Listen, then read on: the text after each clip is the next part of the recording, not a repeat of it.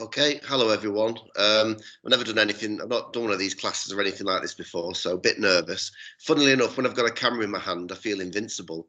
But it's a different story when I've not. So yeah, I'm Jonathan, I live in Burnley with my other half, and we've got a little boy. And then I do TV work, and I also have a video, like a corporate video company that my other half looks after, and then he just arranges everything, and I'll do the filming as and when.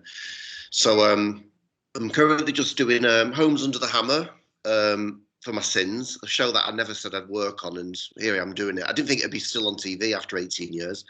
And also, I've done a show called The Auction House, which is on Really 9 o'clock every Monday, and then it's on catch up and stuff. And what often happens when you do telly stuff, you'll do one animal show and then you'll get another animal show and another animal show. So at the moment, it seems to be antiques and auctions and properties that seem to be going down the route of.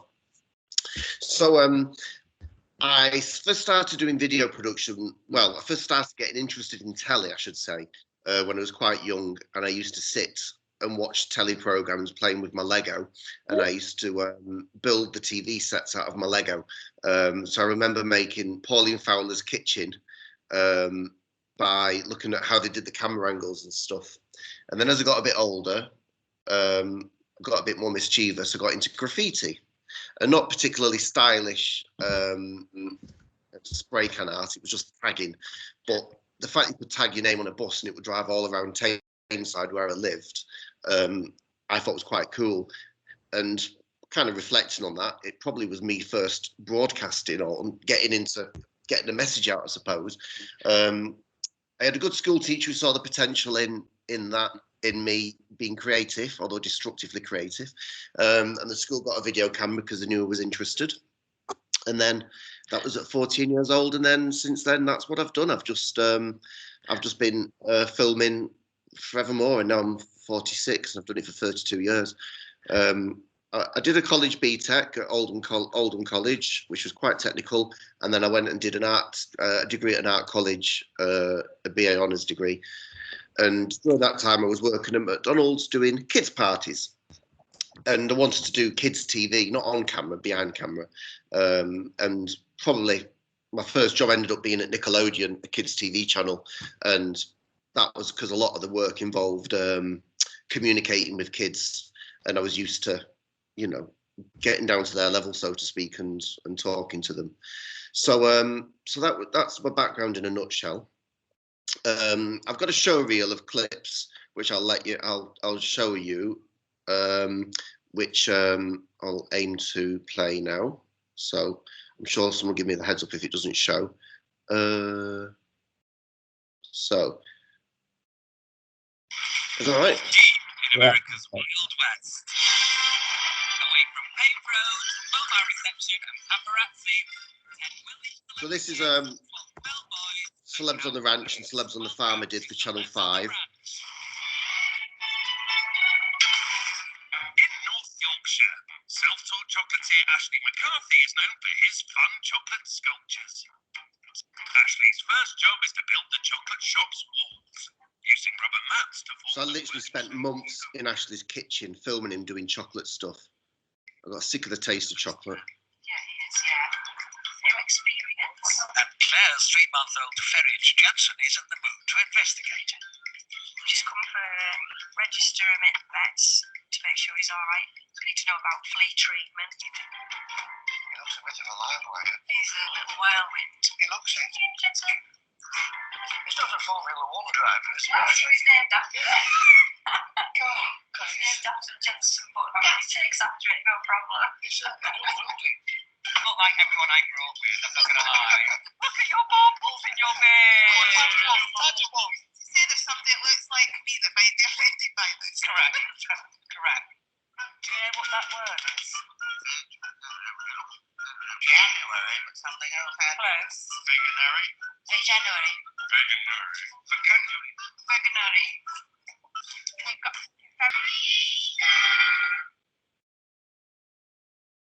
There we go. So I'll close that off and come back. And how do I come back now? Am I back? Yeah, so you just press the cross, Jonathan, in the right.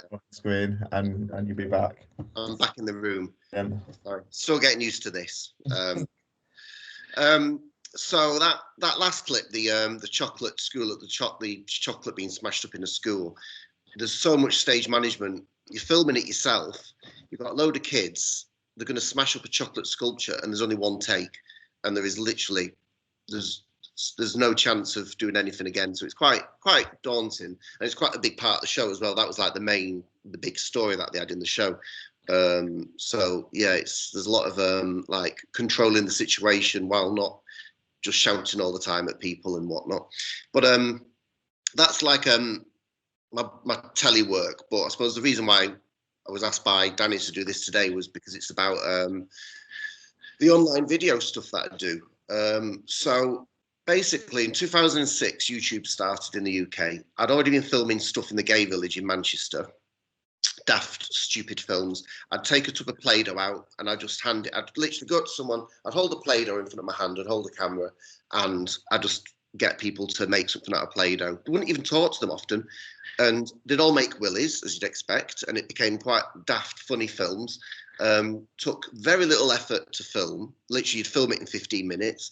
And because it was quite simple, it took very little effort to edit. And you can, on YouTube, because you see the analytics, it was these films that people would share and watch, and they were like easy to make. So quite early on, I learned what people want, and I kind of came up with the phrase "rough, ready, relevance," which is basically, I think with online video, a lot of people don't expect it to be polished, or they don't expect it to be really, really stylized, as long as it's relevant.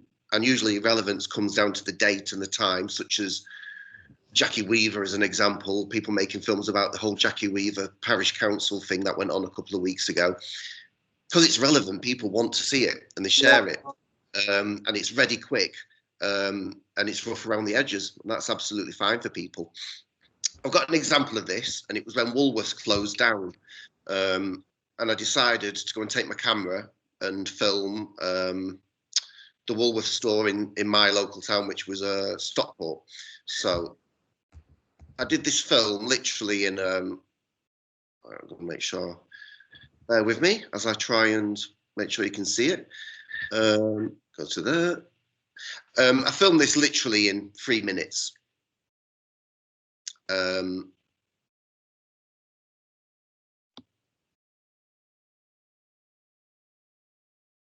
Is it there? Okay.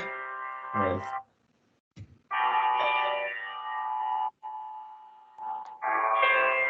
I filmed it on a Cybershock camera, which is just a basic video camera, and just went around and filmed all the shelves and it all looking a bit shit, basically.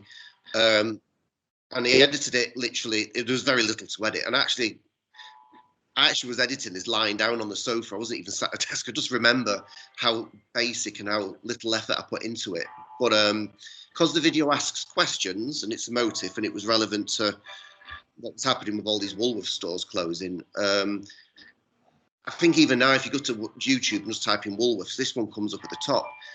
And I still get comments like every few days in my inbox. It pops up when people leave a comment, and I still get loads of comments.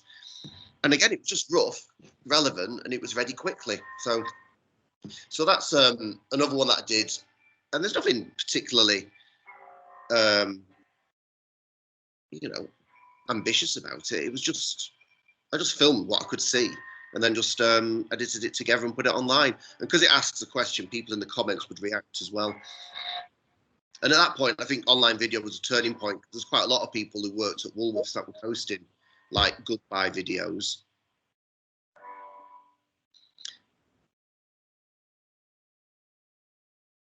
So maybe it's actually finished. So yeah, so I was just getting, I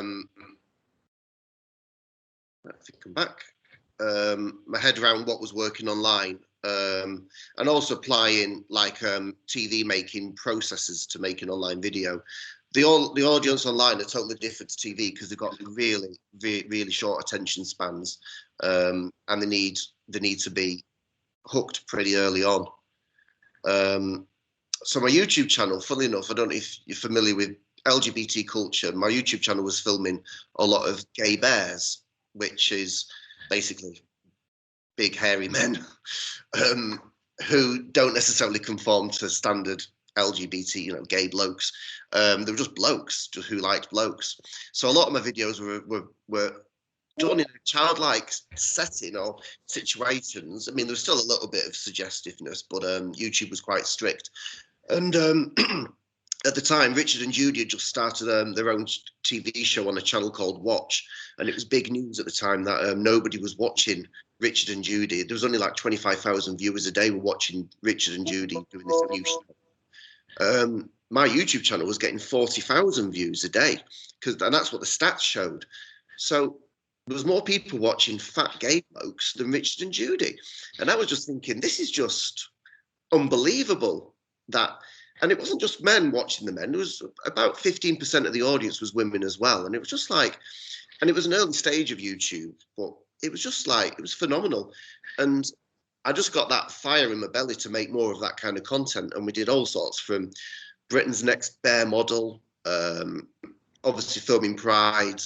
I'd end up getting paid my travel and my hotel to go and film bear events in Europe. So I'd be filming bears at a pool party, in nightclubs, playing Twister in a park. It was just absolutely crazy. And I was only making, I wasn't making a great deal of revenue. It was about £400 a month in ad revenue at the time. And then as I was doing more of that, it was getting harder to do my TV work. And I was kind of getting quite fulfillment from doing this, because you saw the audience reacting to stuff and commenting on it. And I remember that I'd done Ant and Dec Saturday Night Takeaway, and I'd done the undercovers where Ant and Dec dressed as nurses in a hospital and surprised the pop band Blue and like Kerry Katona, and then we did ones on Coronation Street, and it was in my local pub in Stockport. And Ant and Dec, and what I'd done was on the TV, and I wanted to like shout out to the pub, I made this, but they probably all think it was absolutely bonkers. So I didn't. But then a couple of hours later, we went into the gay village, and a Lady Gaga video that I'd made was, or music video, a sing-along was playing in a club, and people were talking about it and pointing at it and saying, oh, that's such a person.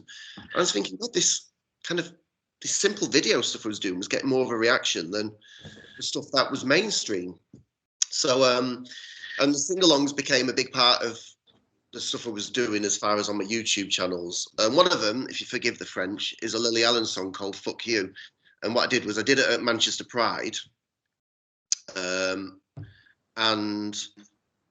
I think is it there? It is. Okay. So, yeah, I won't play the whole thing, but basically, very simple concept, you'll get it. Filmed it on the Saturday of Pride, took the lyrics, took a little CD player. We edited it the same day, put it online that evening, and the following morning, it was bonkers, because people were sending it to me on Facebook, not knowing I'd made it. And because it features loads of different people, they all want to share it as well.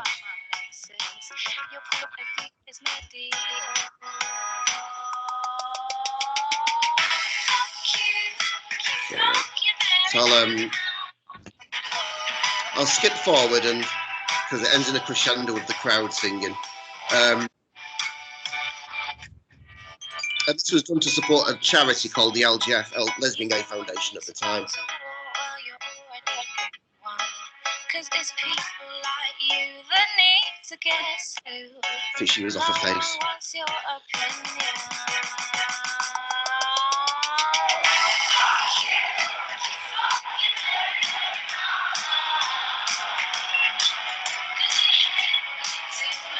There we go. Fuck you. I'm back.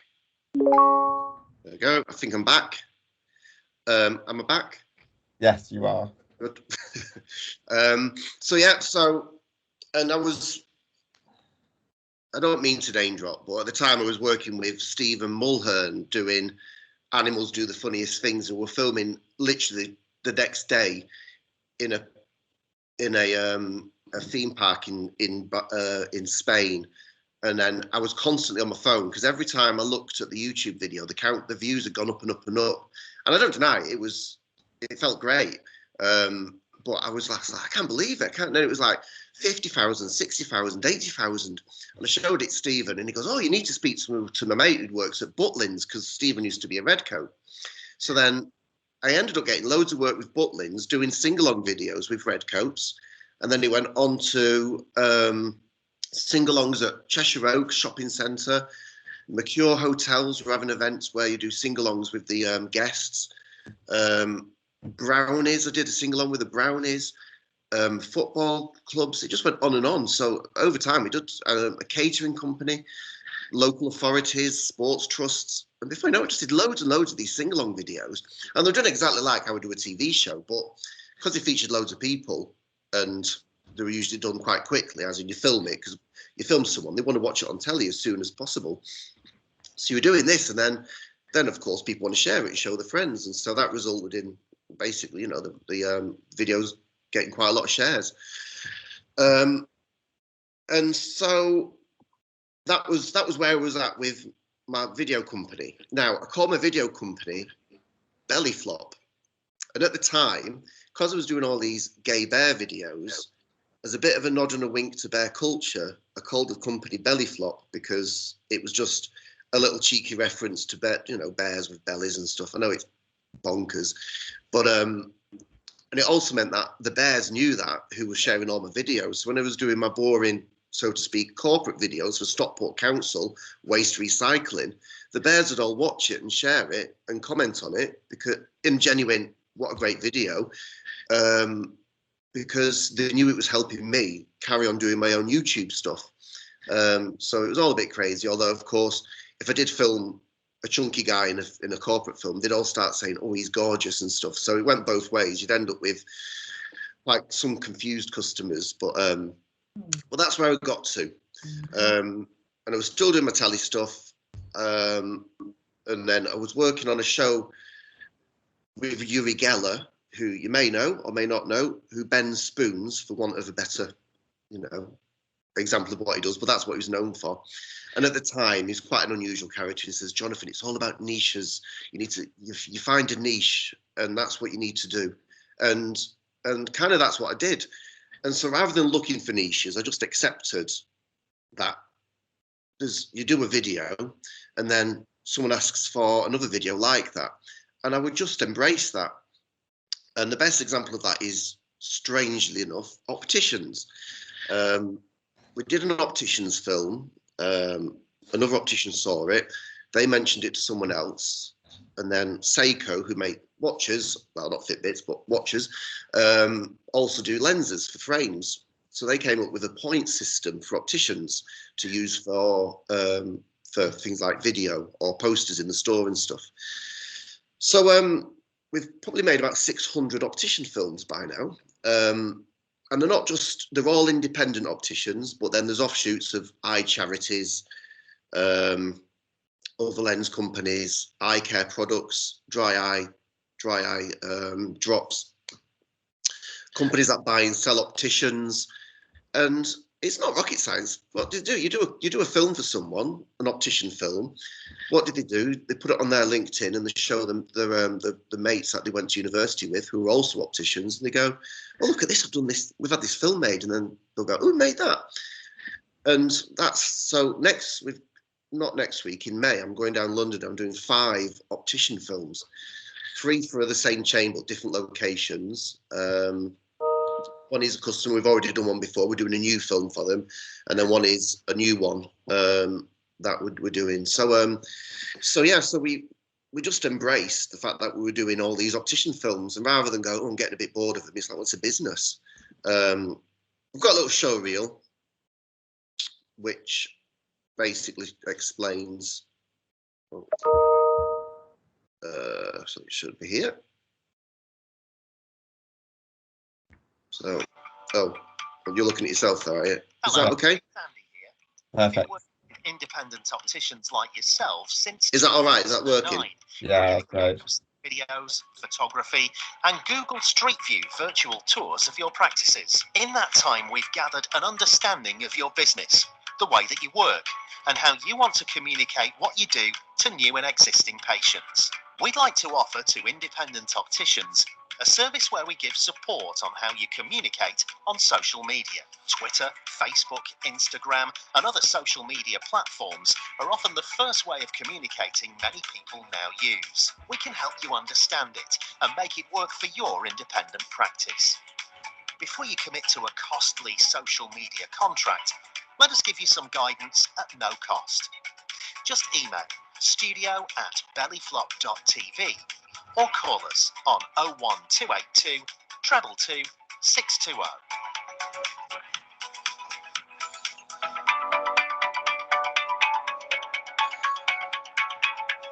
Oh God, I can't stand seeing myself on video.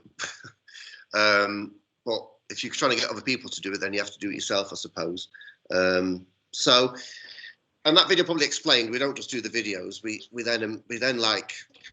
then diversified. We do social media content, Google 360 tours, photography, and because I was going down to an optician's, it made sense. If I'm taking loads of photographs and things, then if we did their social media, we've got loads of video clips and photographs and stuff, so we could just do that as well. So so that's something that we now do, and I've got a very quick example is so Specs Network. A lot of video is on there. Is that playing okay? Well, Yeah, sure. I can see that. Yeah.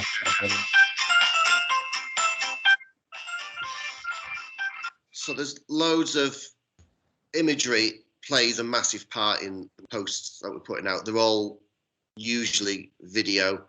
Not the same one. And this is quite an unusual Twitter account to do, because basically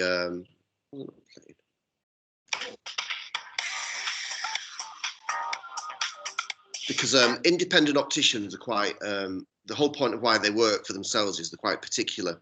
So Specs Network it's all about eye health. It's totally non-commercial. It's purely creating content that the independent opticians can then share and like and retweet and stuff, because they're not particularly good at coming up with the content themselves. So we're just constantly making quirky little films and videos and posts, and it's difficult because I know the stuff that I know will work online is like, I've posted a photograph of just my feet wearing some socks with eyeballs on, and that'll get far more likes and comments and stuff than a film about conjunctivitis. It's no surprise, because it's just more fun, it's more visual. So I've just got to find a balance of what I know will get hits and likes and stuff, but then also what people will, the other opticians will not be like, oh, why is he posting a pair of socks? So like when Meghan Markle did that interview on Oprah Winfrey, I could talk about Oprah Winfrey's glasses, because Oprah was trending, and she always wears rounded, clear framed glasses is her style. But I could also talk about Meghan's baby, because the baby's eyes will have formed by now inside her. So you can say, oh, you know, just to think Meghan's baby will be able to see now because it's over 7 weeks old. And you're just trying to find any excuse to look at what's trending, looking at Google Trends, or obviously looking at Twitter and what's trending, and thinking, right, eyeballs, eyes health, how can I link it to that? Susanna Reid is a dead easy one, because since Susanna Reid's wearing some glasses on GMB, whatever it is, then anything about Susanna Reid gets loads of views. But you just got to be careful you don't do it too much, I suppose. So that's kind of where the business is at. Belly Flop. The latest stage is, again, it's diversifying. We've gone on to do video testimonials as the next stage, and it's kind of going back to that rough ready relevance. So we offer this kind of this technology that makes video Hi, I'm Mark. Welcome to Belly Flop. We've been creating video content for over 30 years. So that's Mark over half. Video testimonials are growing in popularity because they help our clients convert more leads into buyers than anything else. Nothing is more powerful than seeing real people tell their stories, sharing how a product or service had a positive impact on their lives. Problem is, video testimonials are hard to produce. You have to hire an expensive crew or spend long hours doing it yourself. Video testimonials full stop online are just so valuable. Google reviews gets people higher up the ranks on Google Maps and things. Getting customers to do a video testimonial is just the ultimate in, you know, credibility, I think. Could automatically turn raw recordings into professional videos with your company branding. What if it was actually super easy to obtain video testimonials and case studies? And what if you could create your own branded social media content quickly and easily? What if it was simple to share and embed your videos anywhere so you get better conversion across all of your marketing channels? And what if you could actually create much more than customer videos? Our mission at Bellyflop is to make video affordable, achievable, and accessible for all businesses, regardless of how big or small their marketing budget is. It turns out that other people wanted that too, from small businesses doing their very first video marketing campaign to big ones that needed to do it much more efficiently. We take all of the pain out of recording, editing, and sharing testimonial videos, producing great quality video that feels very authentic. Start your free trial now and collect unlimited responses on us. There we go. All right, am I back in the room? You are. Right. So yeah, so that's where we're at. And obviously it's been a strange year. I feel sick of saying that, aren't they? Strange year. It's now getting into year 2. But it's made a big difference. I mean, doing this right now, people are just accepting video so much more, and it's not a beginning, middle, and end. It's a bit like playing Fortnite or being on Facebook, scrolling, trying to get to the bottom of the page. There's no beginning, middle, and ends to video. It's just, so it's not like in the 1990s where someone would say, oh, we're going to have a corporate video made, and you do like a 12-minute corporate film for a company, and then that's it, and then they'd show it maybe at trade shows and stuff. It's not like that now. It's just, I go to an optician and film something. We're making short films out of it. We're taking photographs. I'm making videos from the photographs. I'm making videos of the Google Street View, using the Street View photographs individually on Facebook, because 360-degree photos work on there. It's just, there is no like single product. So I think certainly if you make an online video as a company, then it's kind of the customers you need have to be almost like on a retainer where they're paying a monthly fee, and you're just kind of creating content for them. And the best way of doing that is social media, I think.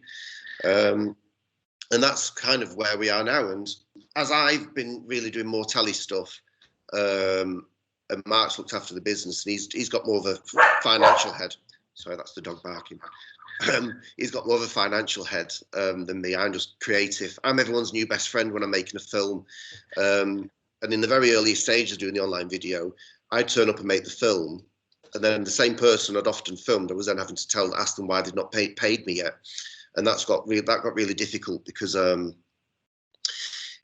you're kind of like having to be two different people, like a chameleon. So we worked out, as far as the video company was concerned, I turn up and do a film, and if there's any issue, I just text.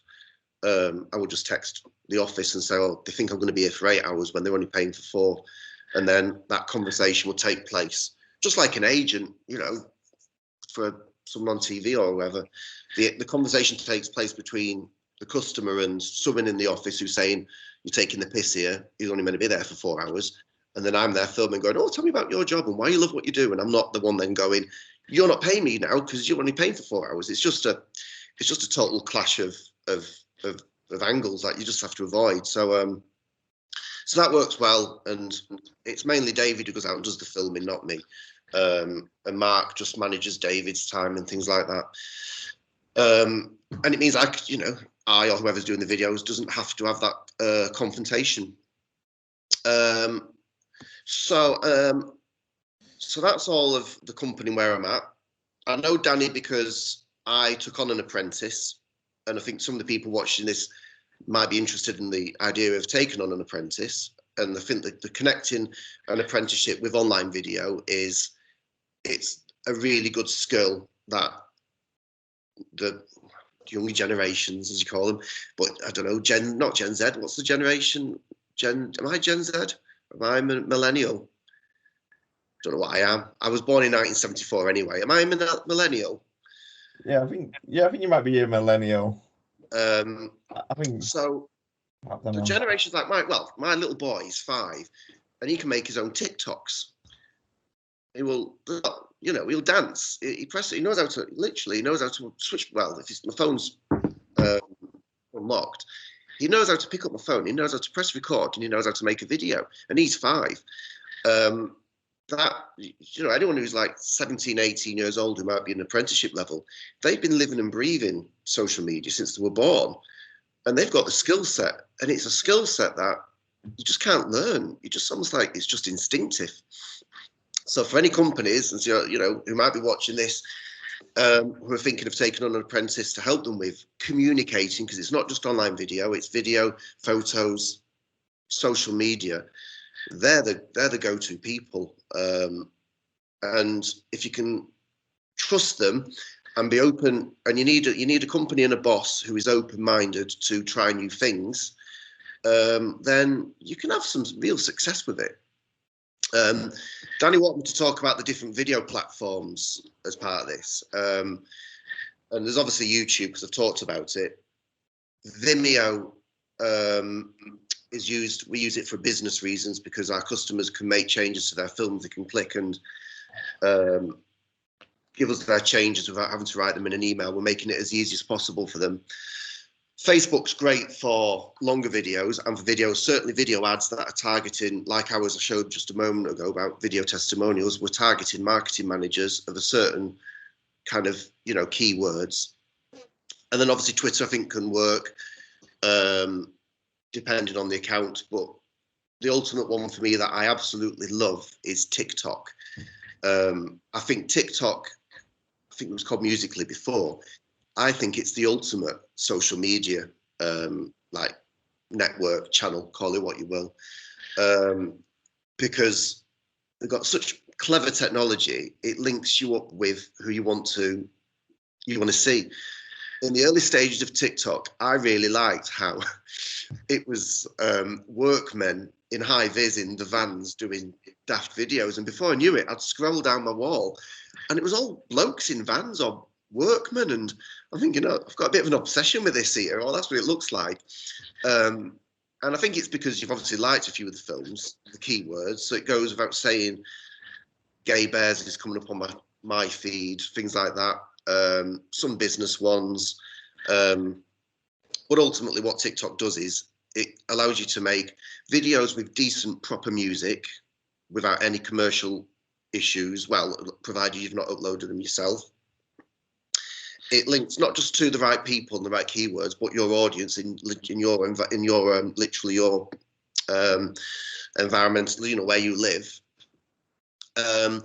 And most people who use TikTok accept that it's absolutely fine to dance on a Monday morning in your pajamas in the kitchen, even if it's a business film. I wanted to find a TikTok channel which I felt would make sense, as in it was a business channel, but it shows it can work. And what I was going to show you was the pool guy. And as it sounds, well, the pool guy cleans pools. So here he is.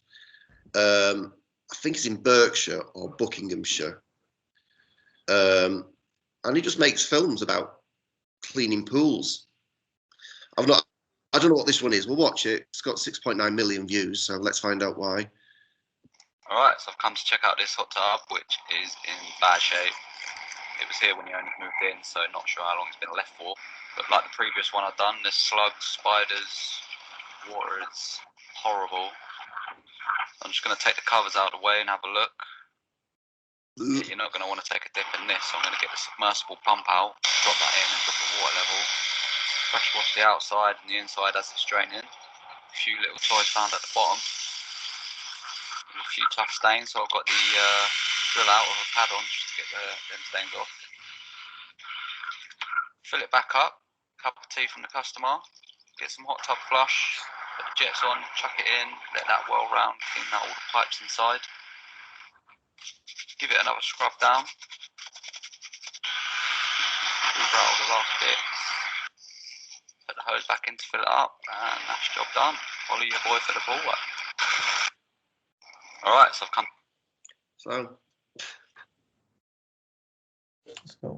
So that's had 6.9 million views of a man cleaning a hot tub, which is a bit crazy. And I don't know, without knowing the pool guy, it's quite likely he's just going out, films random stuff on his iPhone, and then just sends it to someone who edits it. He probably does edit it himself, but there's a lot of businesses out there that do, a lot of tradesmen or all sorts, all kinds of businesses where you can just make something, and that's not even using music or anything. It's just, I don't know what impact that's had on his business, but certainly for his credibility, to have that many, that many views. Where is he at? He's at 4.5 million followers. It just goes back to the thing. It's about niches. That's what can work really well. Yeah. I think.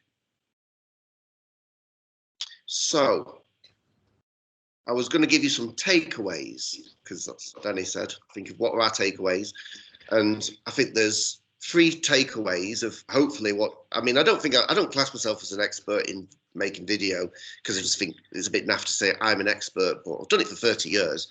You don't stop learning, even on Homes Under the Hammer, the most formatted show you can imagine, and I'm still learning little devices and techniques. One of them is doing this when I'm filming and I'm talking to the edit.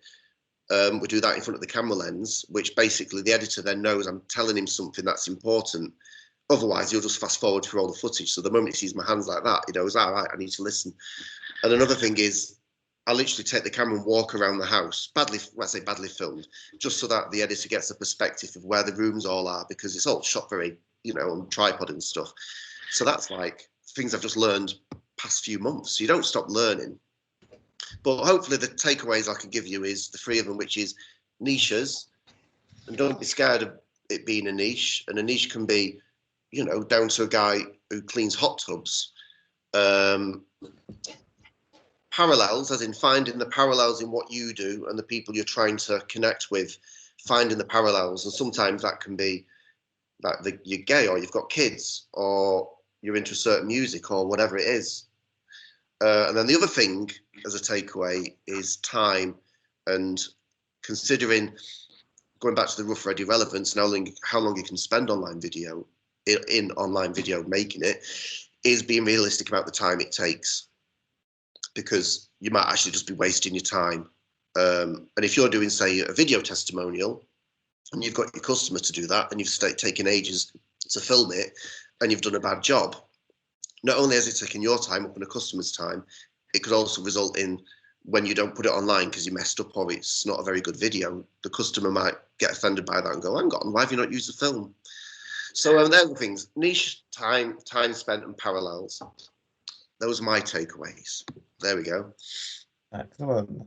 Has anybody got any questions? I know kind of Daisy and Delilah are working on some video projects at the moment for Cool Mark, aren't you both? Do you have any insight, any questions for Jonathan whilst he's here? Because I think it could be really useful for you guys especially, but for anybody else, I know some of the other guys are doing some stuff as well.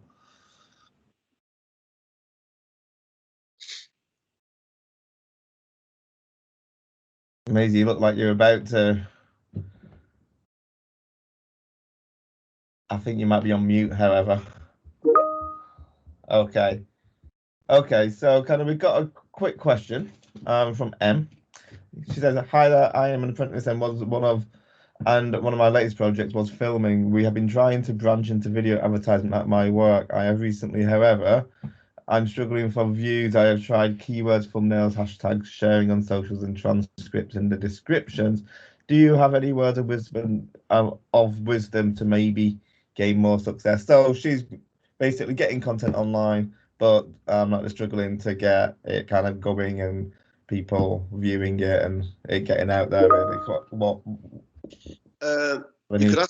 you could ask people who have watched the videos or commented on them, what do you think?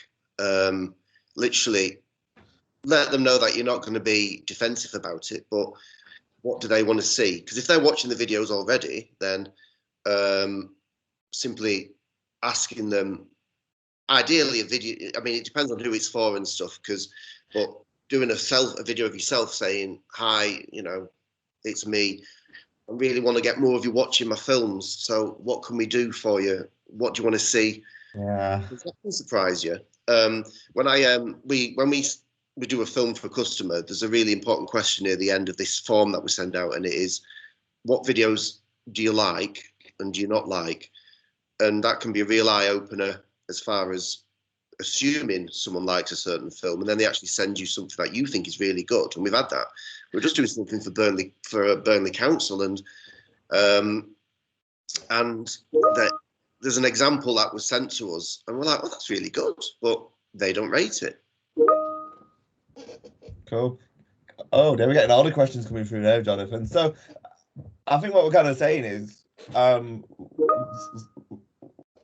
from what you started off with, Jonathan, kind of your biggest success was when you threw it back at the audience and you filmed the audience and they sing themselves. People want to see themselves, don't they? It seems, and kind of then they're going to share it, and people want to see them. Yeah, if you film it in a good light, if they're in a good place, then yeah, and they're side by side with someone, and it's not just them. Crowds are great. I mean, the Gay Village was a perfect place to go out with, you know, and do films, because everyone was up for it. I mean, I know it's a different time and place at the moment, but crowds of people. I mean, you know, events and things like that. Yeah, there's loads of stuff I've done where I've literally gone up to the queue of people going in to see One Direction and getting them all to do something. We did a beanie hats film, a Bluetooth beanie, and we just went into Manchester and we just gave it people and got them to try it on and talk about it. And because we filmed a number of people, they all end up sharing that video. And what they're actually doing is they're marketing the product. They're showing it to their mates and stuff. Showing, and obviously we used the ones where they didn't say it was crap. No one said it was crap, but they're actually marketing it for you. Yeah. So it's kind of putting it on the audience. So from Maisie, I know kind of Maisie wanted to speak on this, but anyway, we're here. So basically, choosing the right music. How would you decide for the type of video, stroke audience? What music you're using? I'm probably, if I had the time to focus more on doing my social media stuff, I'd encourage all my customers to use TikTok, because they've got the commercial music thing sorted, and it's on trend. When we did like the Lily Allen as an example, we know it's not going to get any ad revenue because it's a commercial song, and you also risk, if that was, say, I don't know, say it was an optician's, a typical example, and we use a commercial song, they'll probably allow the song to stay there, but they'll get ad revenue, and they'll put adverts over the video, and you can guarantee if it was an optician's film, it'll be Specsavers adverts over the top of this independent optician's film, which is like the worst case scenario. So it's always a bugbear. I use story blocks for music just because it's kind of inoffensive and fine. That seems to be our go-to thing at the moment, story blocks. I think we've got an account. We don't pay much. Mark and I, how much? It might be about £80 a year or something. But story blocks is good for quite decent music. And I'll find a piece of music, and I always think it's like driving a car where you have a film and it's 2 minutes long. The music needs to change about 2 or 3 times to change the mood. So it might start energetic, and then it might be a bit reflective, and then it kind of feels like it's coming to an end because the music track. So I'd find an artist I liked on story blocks, and then I'd look at their other tracks that they've done so that all the music sounds quite similar. But I have done something as an example, and it depends on who you're doing it for. I did a film for a mental health mental health, a women's mental health film, and I found a music artist that was quite vocal about her mental health. She was Canadian actually, but I emailed her and I just said to her, would it be okay to use 2 of your songs in this charity film that I was doing? And it meant, firstly, we actually had some nice music. It gave credibility to the project because we were using someone who'd also been in that situation, but it also meant she would then share it to her X thousand followers to say, oh, listen, they've used my music in a film. And that's a win-win. She's benefiting from the exposure. The project's benefiting from her sharing the music. So depending on the project, that's one way I go. Cool. The risk is always, if you end up, it's a commercial track, and I've done a music video, I've done some awful videos, but I did a music video for my YouTube channel, and the guy said it wasn't going to be a registered track. It wasn't going to be commercially registered, or however they do it with YouTube, and he did. And it meant that I had to put all the effort in making this video for this guy who drank a litre of vodka when I was filming him, so it was quite a handful anyway. And then I didn't get any ad revenue from it. So yeah, the commercial side of it, the copyright side of it's obviously a big deal.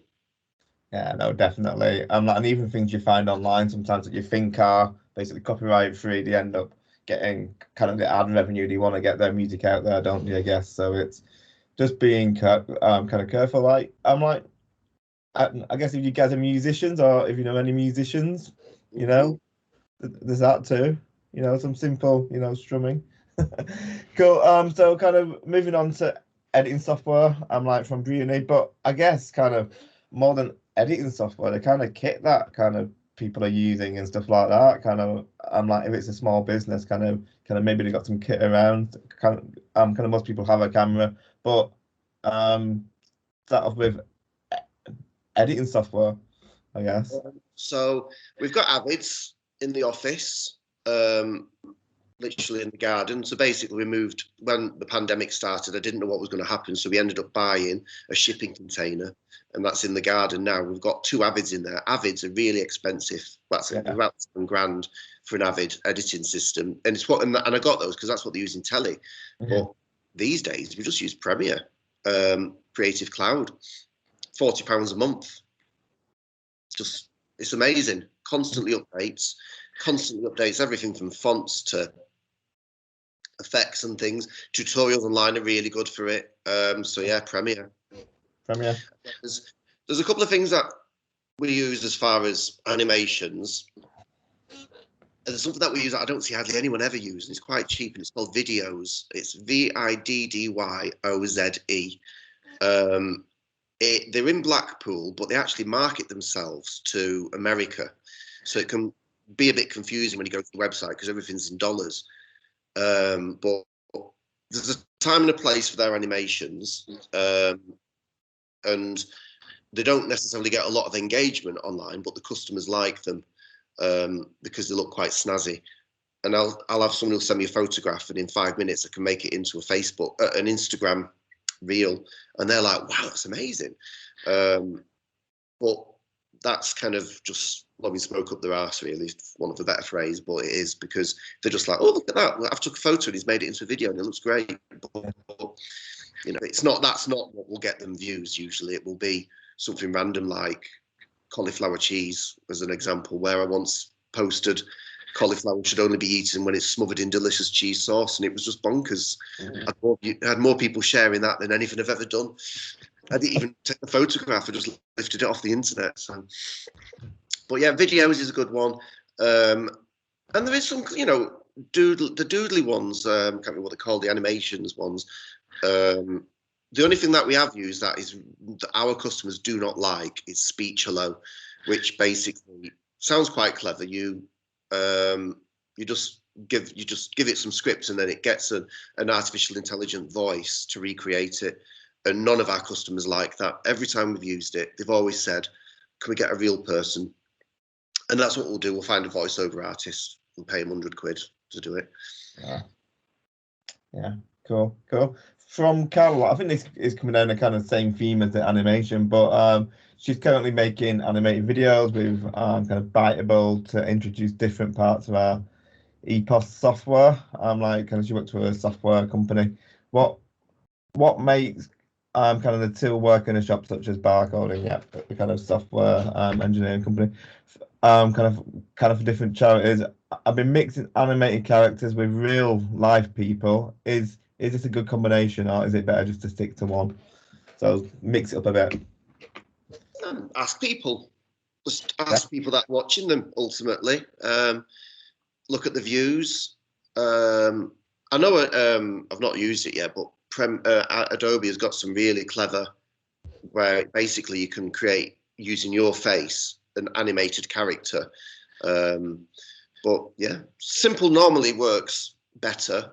Don't be scared of doing something really simple. And especially with animations, you can, I know it depends on what you're using. The click and drag things like Toonly is one of them. People can end up putting too many like things in the background and stuff, and it can look really, really busy. And I think sometimes just keep it simple. So yeah, ask the audience. Look at your stats as what people are watching. Ask people. It might be you're literally friends, but don't be scared of, I don't know, sharing it on LinkedIn. We just posted something today. Mark's asked some feedback on a video. You know, just ask. Never assume. Cool. I'm from Maisie again. It's just about inspiration and ideas, I think. Kind of where does that come from? Like, I mean, I'm not, obviously you two are kind of in the office, so you got each other to bounce off, I guess, kind of for one. But kind of, how would you find your inspiration and ideas, Jonathan? Where do all these crazy ideas come from that you've kind of put out there for years? I don't know. Just about, well, I suppose my personality. I'm not scared of trying something, and I don't care what. Well, it's not. Basically, when I was 14 years old, and I was always filming with the school video camera, I was filming Bastille Day, July 1989, and someone was shouting my name out and saying, "Jonathan, you bastard," or something. And I got obsessed with who was shouting it out my name and calling me a name. And something clicked in my head. And I was like, and I remember sitting in the edit suite that day and I just filmed it. And it was VHS to VHS tape. And something just clicked in my head and it was like, I don't actually care. And it's not, I don't care what people think. I don't want to upset people, but I don't worry about what people think so much. And then when you can do that and open your mind, don't worry about, you know, like filming the bears and like, just don't. Yeah, I mean, like I say, I'm invincible when I've got a camera in my hand. I feel like I can do anything, and I turn into a different person. But then I can be quite nervous and quite hesitant when I've in some situations. So yeah, don't worry what people think. If you're not upsetting them, you're not offending them. Go with what you think will work, and do it. And I'm saying that, and I should do it more myself as well. Because I have ideas all the time for TV shows, and I know what I need to do. I need to just go out and film it and put it on YouTube. And if it's that good, then people start sharing it, and that could result in a series. There's absolutely no point in me writing the idea to some TV executive who will bastardize it and make it their own, and you'll never hear again from them. So, yeah, don't be scared of trying it. Yeah, I think it's just about getting it out there. Kind of don't think about it for too long. You're going to talk yourself out of it, aren't you? Kind of like, anyway, just get out there and basically kind of create. I think that was a really good example, and I think you kind of speaking about Colmark yesterday, weren't we? And I think Jonathan kind of almost got the idea of the hot tubs kind of to almost send you guys a bit of a message about, you know, TikTok and the different platforms that you can use to actually show kind of like, you must have engineers going out all the time, you know, installing, you know, this big and kind of like servicing, and you must see all sorts. So why not just kind of get it out there? Once people see figures, they see 100 people have watched that, then they get into it because they're seeing results. It's hard to see results if you've not done it before. But yeah, it feels quite rewarding. And like I say, for me, filming people singing to a Lady Gaga song was far more rewarding than, you know, working with two of the biggest people in television, Ant and Dec. But but that's because the audience I was talking to were just more responsive, I suppose. Yeah, cool. And kind of one from Tegan as well. She works for a marketing consultancy. Kind of what kind of stuff could they do on TikTok? Jonathan, no, go on. So marketing, well, if they're a team of people, I mean, for sake, get up and dance in the office to sort of the current trend. I think with TikTok, it's a case, I think, just watching it. And I do my own. I think my TikTok name is Johnny Robbie. I changed it. Yeah, Johnny Robbie, JONNYROBBY. I don't do a great deal of them. Mark, my other half, used to be a drag queen. If my life couldn't be any more colourful. It was before I met him, but he's actually, he's gone to quite big efforts. He doesn't drag up anymore, but he's gone to some quite big efforts to do some videos, and they're just a waste of time because people don't share them. But if you do the dance that everyone else is doing, then people share it. And look at. So as far as a marketing company, I think it's just watching what other people are doing first. Look at your competitors to see how they're using it. Yeah. Understanding who you want to watch the films, because ultimately, that's another question we always ask on the videos that we do for our customers. We always say who's watching, and they don't. And sometimes they're like, "Oh, I don't know actually." It's like, well, new customers. Well, who are the new customers? Our customers are marketing managers who are female, usually mid-30s, who want a company that they can just leave to get on with it and trust, and they're not particularly obsessively hands-on. So when we meet someone, we kind of know if they're going to be the right customer, and there's no harm in saying to them, we think you're a really good customer for us because of other customers. There's no harm in saying that, I don't think. But if you're an organisation or a marketing company, there'll be other people doing it. Just see what they're doing and steal their ideas, because that's what TikTok's about. Yeah, absolutely. Taking that inspiration, putting your own angle on it. Yeah, no, absolutely. I'm kind of thinking, who are your customers? Are you kind of a specialist marketing consultancy? Do you work with a certain kind of type of customer, a certain industry, would you say? I can see you typing away now. Oh, that was fast. Small, medium businesses, but a range of industries. Okay, yeah. So it's just getting to know who your customers are. I'm like, who's your audience? Basically, turn it on them. Kind of get them to do the work for you. And that's going to work, isn't it? I think that's what basically Jonathan's kind of saying. If you can persuade one customer, a customer that is quite engaging and pleasant to look at, because ultimately, if they're not particularly, and when I say someone who's pleasant to look at, I don't mean someone who looks, healthy and fit or whatever else. I mean, just someone who looks likable on screen. So if you've got a customer, those people that are there that just, rather than spread yourself thin and try and offer it to everyone, just do it really well with one client and and then use that as the template to show other people, which is what we did with the video. We did Framed Opticians in Manchester. We did it for free. We did the film for free because it was when I first started my business. So I needed to do a few films to get our name out there. So we'd pick businesses that were all about appearance and style, or colourful, or like florists and stuff.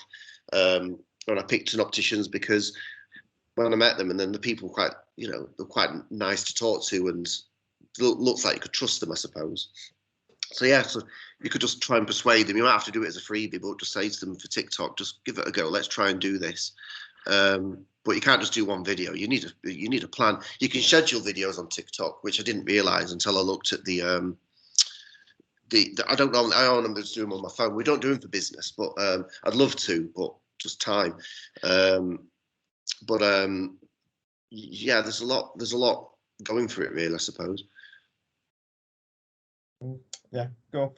So like content plan's important, kind of, then you can't just do ad hoc, or kind of, would you say a mixture, Jonathan? Yeah, well, when I'm doing my social media, I mean, obviously I'm scheduling stuff, but I'm also reacting to stuff as it happens. It can be quite time consuming.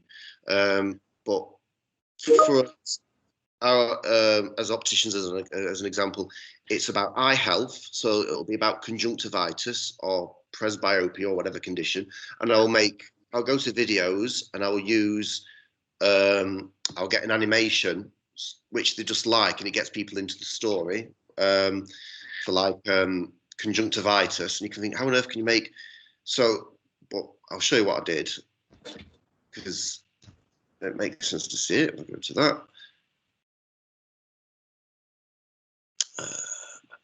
So I'll just use this.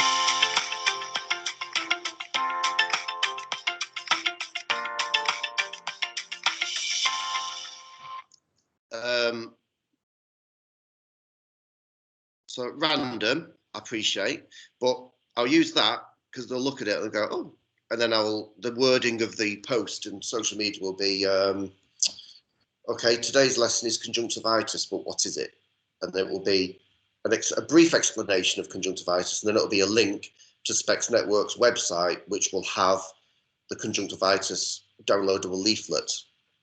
So, and I know I'm writing that post for independent opticians to share and like and utilize, which in turn they feel like they're getting something from Seiko, where they buy their lenses off. So it's quite a complex relationship, and what we're actually trying to achieve. It's not just. But then we'll also do fun stuff such as Guess Who works really well on those. I'll find a photograph of an actor from when they were a kid wearing glasses, and I'll say, can you guess who this is? They do phenomenally well on Facebook. They're the most popular posts on Facebook. Even though someone will answer really, really quickly, or someone might even just do a Google search of the image, but they just get a lot of reaction, a lot of shares, just much more engagement. I don't know if I've answered the question there. I feel like I've gone off on one. So yeah, I think so. I'm sure kind of a lot of these guys, and I've seen like in the comments, a lot of them want to start kind of following you now on kind of like social media channels. So kind of what we'll do, I'll send you around kind of some of the links if you do want to follow, and basically Bellyflop and Jonathan, and see what kind of they're up to for kind of you guys' inspiration. Yeah, kind of these guys are I'm like the market managers of the future, so kind of good, kind of both ways. So it is a really exciting. It's an exciting time.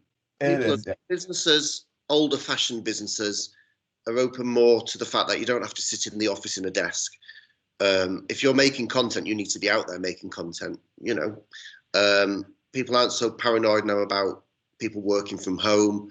The technology is amazing. It won't make loads of millionaires, but it will give people a relatively good quality of living, because you know it's almost like all these different things have all happened. You know, we're in the fourth revolution of technology and energy, renewable energy, and how we communicate online. That makes a big impact. Yeah, it's exciting. It's a really exciting time.